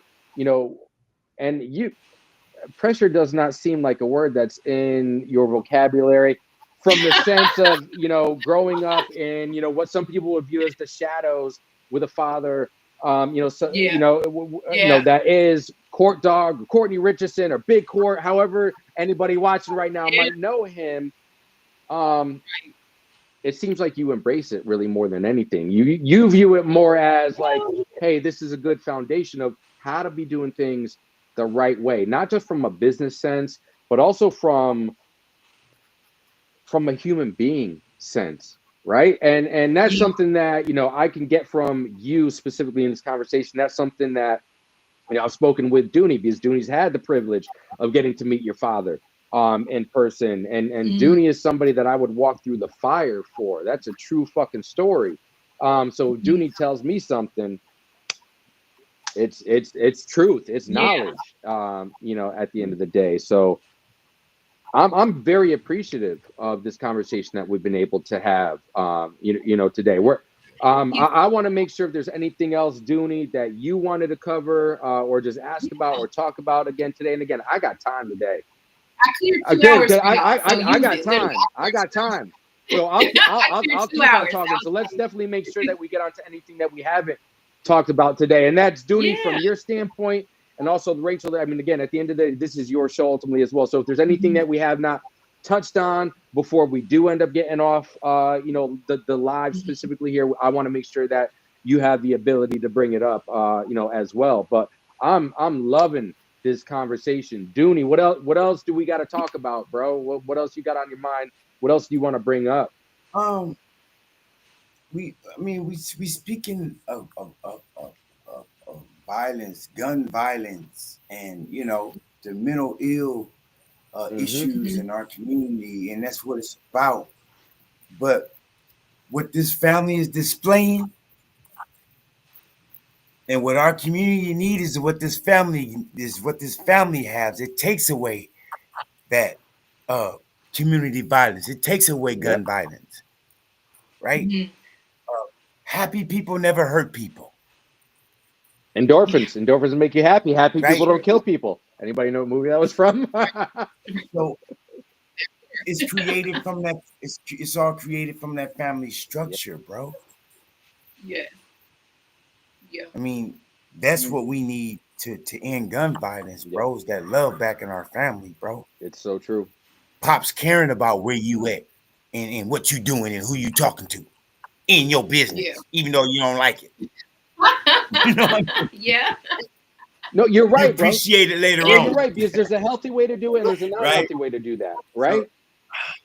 So, yeah, bro. It's like I think about that. It's like, what's violent about that? If we have a community of court families on the block. Oh man. Man, I would sign up. I would sign up to live in that world today, right now. That's where we came from, bro. Yes. Yep. Exactly. Some people just maintaining that. You know what I mean? Big Court is maintaining that. We got to get back to that, because that's what's going to alleviate and quotes and love on our pups. And guard.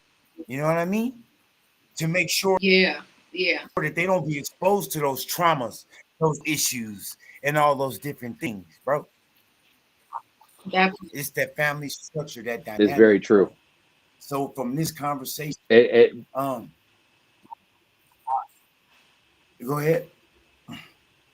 No, I was just gonna say I think that's perfect, because you and I have talked about this, and it's really funny how the world works and the universe works, and connecting the dots in and of itself. Because obviously, Dooney, you know what we do with respect to put the guns down, a world epidemic, and the connection there, Rachel, is that your father and the creator of the movement and the movie, Put the Guns Down, a World Epidemic, Terry C. Carney Sr., who was once known as Big T or Gangsta T to your father, they've recently reconnected, which I think is hella cool. And it's funny, Dooney, because you know what's going on. And we have, over the last 2.5 months or so, from the initial conversation that we had on this platform, end of June or so, we had Terry C. Carney Sr. on to speak about Put the Guns Down movement, a world epidemic.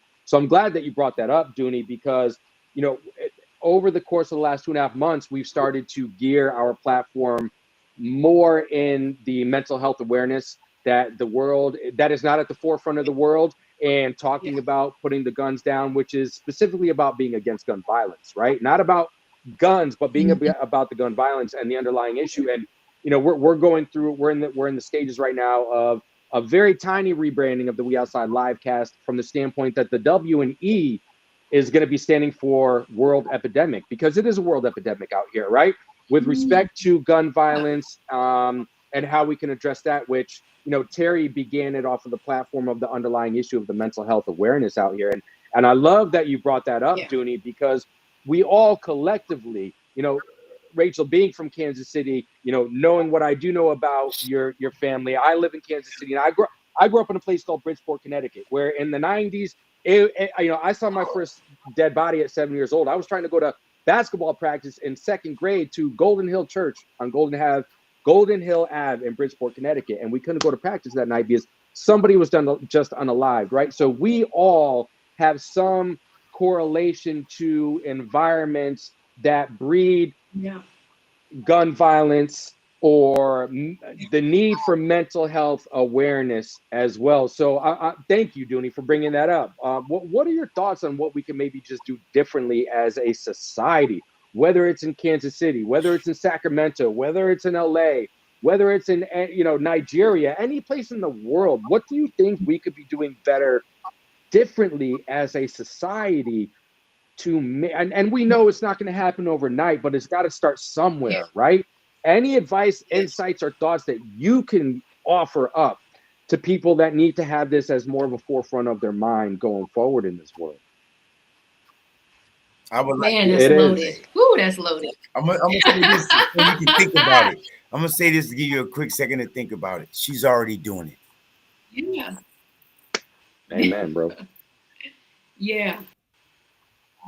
No, no, thank you, because that's what I was gonna say. I can, you know, I literally, it's funny because I was just thinking I can only lead by example, but it's I mean, when we talk about, okay, from a systematic perspective, because now I gotta go into my layered mind now. Yes. So from a systematic perspective, I mean, we gotta go layer by layer.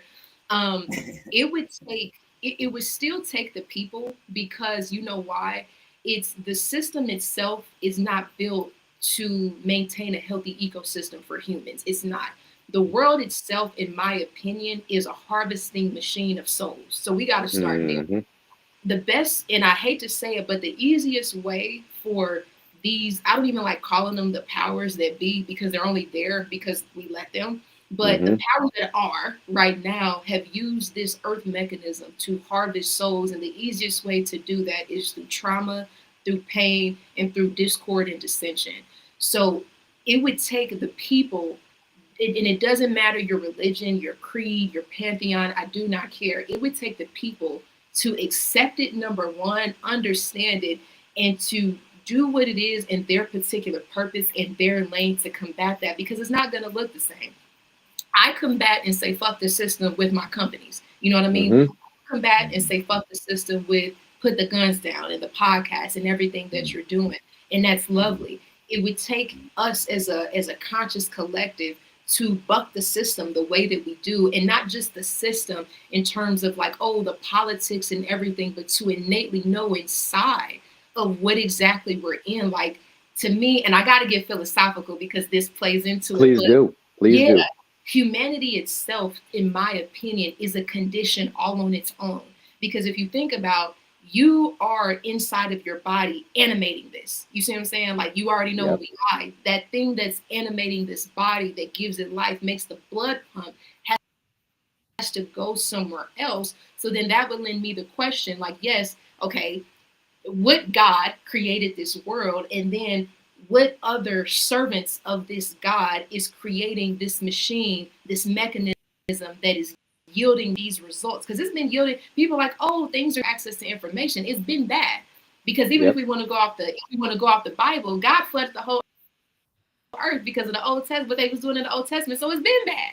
But I think where humans can take back their power, it really starts in the everyday. And I know people don't like hearing that, but it does. Because I've seen this in my own life. It starts by being present, mindful living, being present, being here, giving people the best that you got, number one.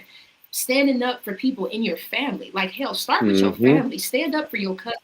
Stand up for your siblings. You know what I mean? If you see something wrong in your family, start there. Yeah. You feel me? And we can start permeating out into the community. You see what I'm saying? Because you'll have people that want to go out and send you to hell in a handbasket. But man, you beating on your wife. You're not even there in your kid's life. You see what I'm saying? But you want to condemn everybody else.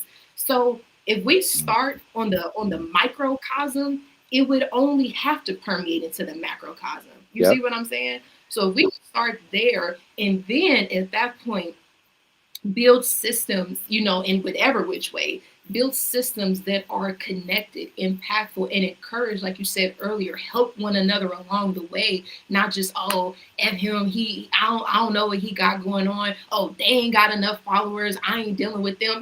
All of these vanity metrics that humans are so caught up in, if we could just take away like you said, the eyesight, get into the mind sight, that alone would shift so much, because now it's just like when we did the Baby Jade interview on my dad's podcast, and that ended up being emotional, and we ended up everybody crying. Yes. No reason.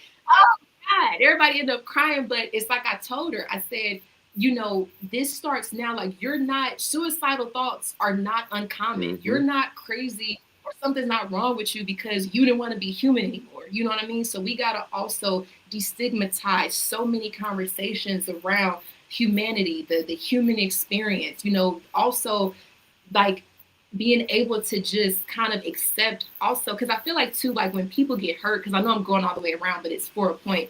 When people get hurt, it's almost like too, the world tries to lessen the blow, lessens the trauma. Oh, it's not that deep. Oh, forget. Oh, just move on. No, we need to sit with this and we need to deal with it. So that way this doesn't happen again, and this person can heal and get to the next phase of their life. Because even when you think of these systems in the world, these systems are built and run by people.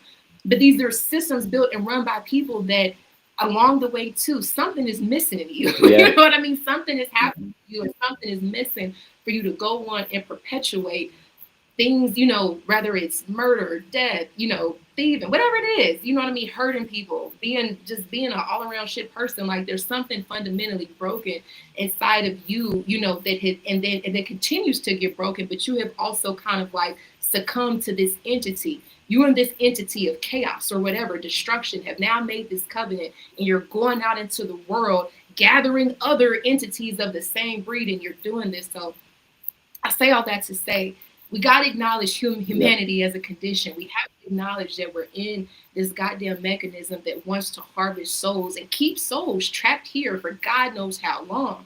So if we can just start to just like reconcile that and understand that when we're dealing with one another, we could shift so much in just everyday life. Sometimes I don't always think it's about, the grandest thing. You need $1 billion for this, $1 billion for that. It's money in abundance all around us, and it still ain't changing. The shift has to happen from within us as well, humanity as a whole, So that's what I would tell people. I know it's not a one size fits all, and it's not a one and done, but we're complex. It's a complex world that we're living in. But I still feel like I said earlier, if you can find peace amongst your own chaos, you're going to permeate that out into the world, and you're going to show other people how to do the same in every situation. No, I know exactly what you're saying, because I saw this quote earlier this week, as a matter of fact, where it was something along the lines of, the longer you entertain chaos, the longer you prolong your peace, right? And I think with what you said at the top of that, acceptance, right? It's like, whether you want to use the analogy of God versus the devil, light versus dark, good versus evil, right? You have to, like, if you believe in a higher power called God, right? Well, at the same time, and you accept that, well, you have to accept that there's a devil, right? And that comes very much, I say that specific to the harvesting of souls on this earth, because I think that's exactly what is going on. And you have to, if you believe in one, well, it goes back to the general, the yin and the yang of anything, Like if you accept one part of something, you have to accept the other part of it. Like, there polarity. Yes. Like there's not a peanut butter and jelly without the peanut butter and the jelly, because otherwise it's just a jelly sandwich or it's just a peanut butter sandwich type of shit. So if you're going to accept something for what it is, you've got to accept both parts of it, whether you like both parts or not, or you subscribe to both parts or not. You have to at least have that acceptance, because I agree with you. The consciousness that we have, going back to, I always go back to Dooney for mindset, because this is one of the strongest minds that I've ever met in my entire life of 44 years of being on this earth is Dooney's mindset. And I learned from him often enough that the mind is something so strong if you allow it to be. Man, I'm telling you, listen, and we can get into I was like this before, so I'm look, you about to start laughing. I've always been into like the occult, esoteric, things. I've always studied multiple religions and pantheons. So I was literally, I talk my mess, but I truly respect any and everybody's belief. It's not a religion that you can place in front of me and I can't take something away from it, because like I said, I feel like we're all extensions of God, really kind of saying the same thing. We all have we're separated by borders, we're separated by intersectionalities and all those things, but even those still are kind of illusions in a way. But going into my shroom trip, it really exacerbated that part of me, because it wasn't even my first one, it was my fourth one.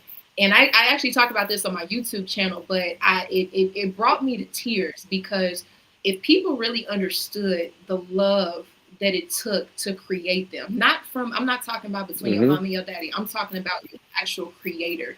If you knew the intent that your creator had for you, and you could witness what your creator literally created you to do, people would move not only differently with themselves, but they would move differently with others. You see what I'm saying?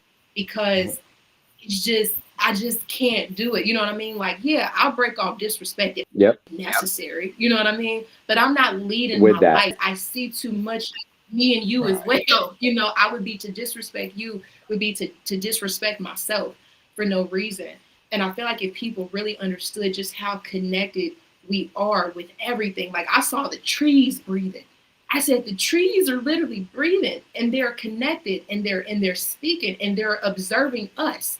You know what I mean? Even animals. I can't prove this, but I'm like, even animals, like even the ones that we eat, they know they're gonna get ate. Like they're here to serve a purpose. I mean, like seriously, I'm like, everything is so interconnected. Everything is so like laid for its perfect purpose. But I also think that's humans as well. And we have the power to be able to make decisions and shift our purpose, to power up and level up at any point that we choose. We just have to make that decision and know, just like in nature. I mean, look at people.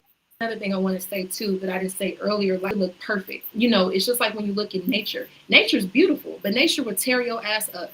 Tornado will come and tear you up. A hurricane will tear you up. A volcano, will completely lay waste to an entire civilization. But after that, the aftermath sometimes is still beautiful. After volcanoes, new vegetation grows back greener and better and more plush. So it's kind of like your journey. Like, don't get, it's okay to get knocked down. Just don't stay there. Just know that this temporary chaos, this temporary hurricane, tornado, whatever it is for you, it could probably be your renewal. You know what I mean? This is your rebirth. This is now your opportunity to be the phoenix rising, and incorporate all these different hardships, all of which you learn, other people's experiences, and now be this goddamn God on earth, or goddess on earth, which is what I feel like we're here to be, and to be able to express whatever it is that your creator wanted to express through you, So I don't know how we got off on that, but it's where it was meant to go. That's exactly right how we got off on that, because it's about moving with intent. Every minute of it. I'm with all that. I'm sober. I'm with all that. Let it known. You know what I mean? Like, come on. Right. Say, we here. It's what's meant to be said in the moment. Because I agree with you in regards to just having that right intent and consciousness of pushing positivity. It goes back to I read the other day, there was like back in like 1974, and I definitely want to do some more studying on this, because talking about the shroom trips, and when you were talking about the trees, seeing them breathe. Yeah.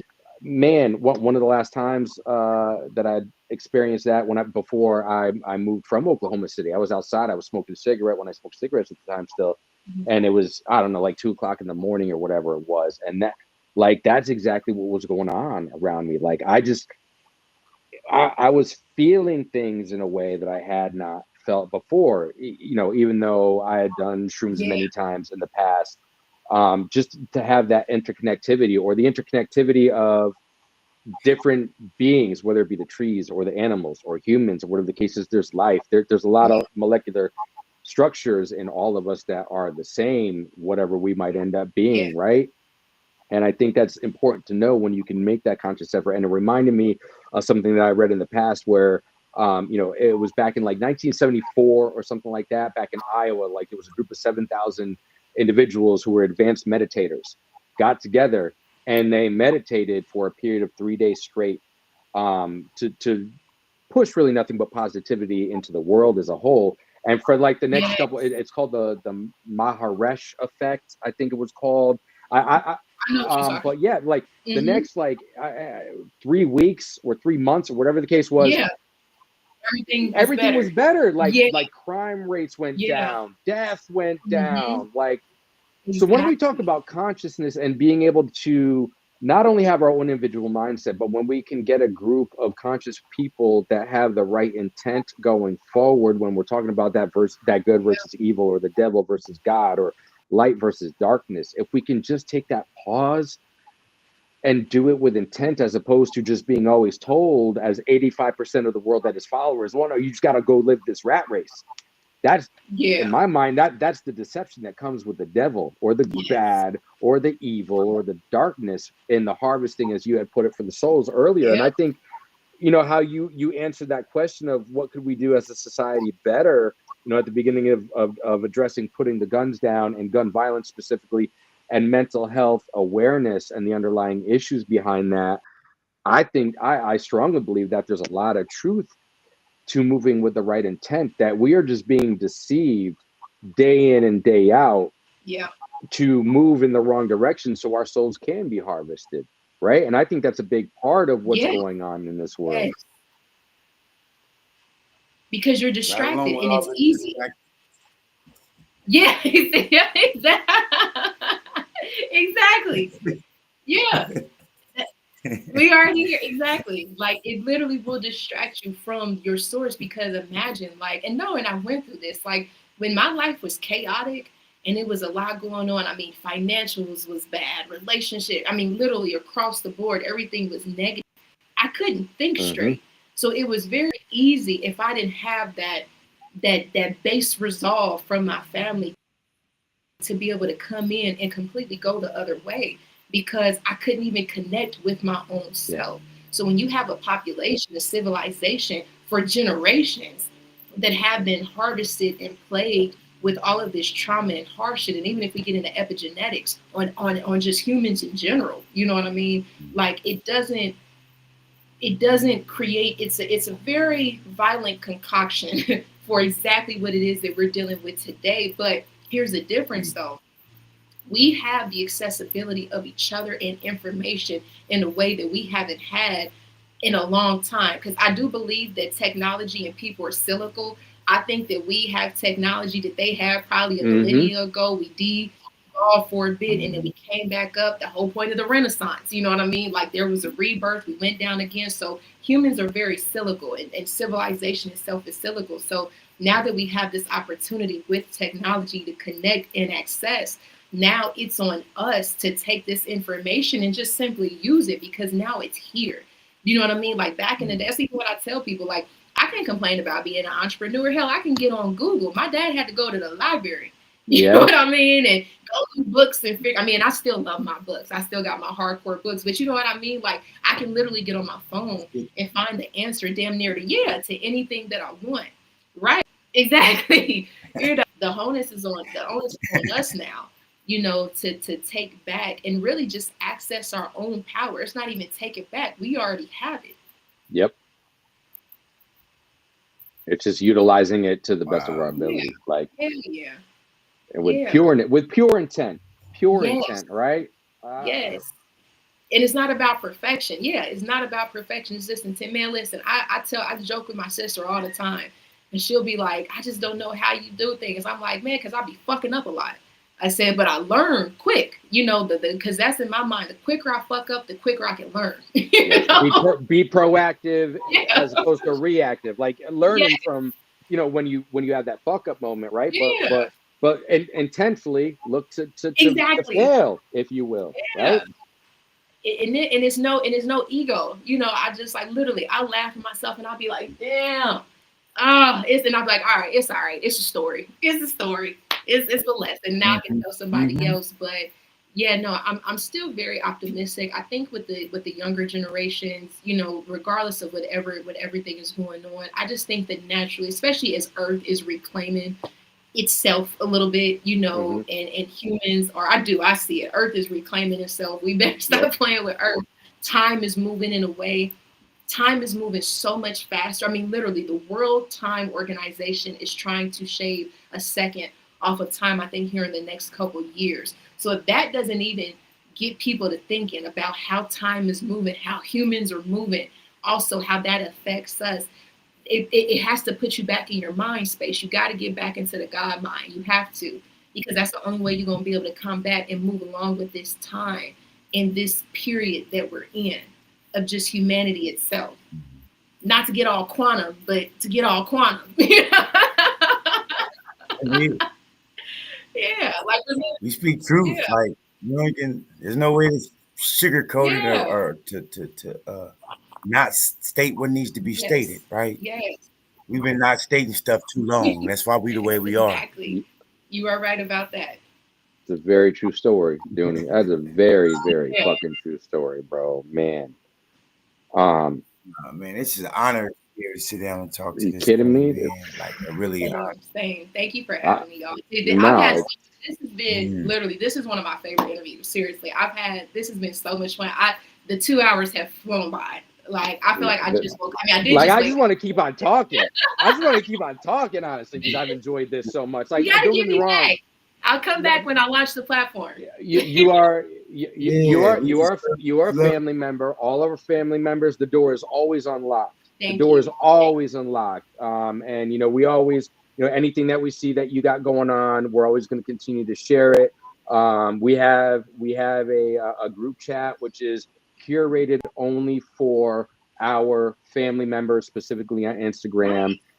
That way, if there's anything that you want to share or connect with somebody that might, you know, everybody's respectful in there. We set those rules. We'll kick somebody out real fucking quick if they try to do something just stupid, right? Or if they're trying to make a connection that doesn't make sense just because, because I mean, we've got some, you know, people that would be considered a celebrity in there, right? And that's not what it's about. It's just connecting like-minded individuals, no different than bringing you on. We don't just bring anybody on to this platform. We've had opportunities to bring some people on, but if they don't fit the foundation of the platform of being a basic human being and moving with the right pure intent, then would it be cool to have you? But wrong page, wrong platform. So, but even aside from that, anything that we see that you've got going on, we're always going to make sure that we're sharing it or reposting it somewhere, because we truly mean it. Our platform is one of family, and it's got to start somewhere.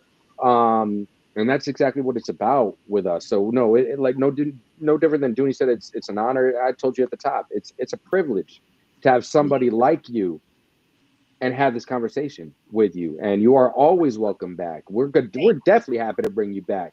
Without question, I want to be your friend. I want to go on a trip with you. Like for next time you're in Kansas City, please let me know if your schedule allows. I will. I would love to break bread or grab a coffee with you or whatever. For real. You gotta hit me when you come to LA. Seriously, it's so many good food. And let Pops know. Yeah. Let Pops know it's time for me to see Calabasas, Okay. man. Quit playing with me. I'm so down. Yes. Y'all gotta come through. Y'all gotta No, come true. through. No, we are. I ain't been to LA yet, but it's time. It's time that I get out Nah, there. well, I'm playing my game of. Yeah, man. Oh no, go ahead.